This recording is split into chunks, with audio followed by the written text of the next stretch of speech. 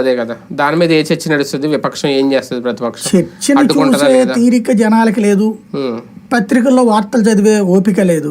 రేపు current bill వచ్చినప్పుడు తిట్టుకుంటారు, అదే సమయంలో జగన్ గారిని నిద్రపోతున్నాడా అనుకుంటారు. అది రేపొద్దున ఇంకోటి ఏంటంటే అన్నిటికంటే దారుణం వల్ల కమ్యూనిస్టులు ఆందోళన చేశారు కరెంట్ ఛార్జీల మీద. ఆందోళన చేయడానికి ఒక కార్యకర్తకు కూడా దమ్ము ధైర్యం చేయట్లేదు వైఎస్ఆర్ కాంగ్రెస్ పార్టీకి. తెలుగుదేశం పార్టీ వాళ్ళు మొదటి ఏడాది కొంత వెనకాడారు, కానీ ఆ తర్వాత మీకు ప్రతిరోజు వెంటాడారు వైఎస్ఆర్ కాంగ్రెస్ పార్టీ పవర్లో ఉన్నప్పుడు. కేసులు పెట్టించుకున్నారా ఏదైనా సరే.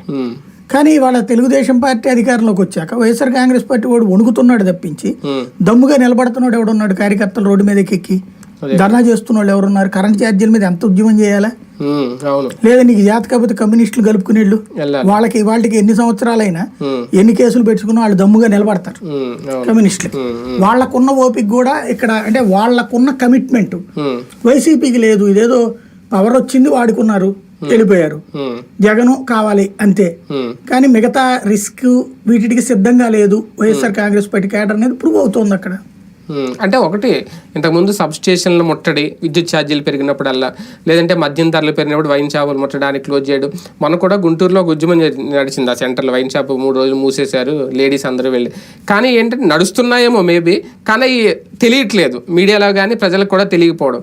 ఇక్కడ సభకు వెళ్ళుంటే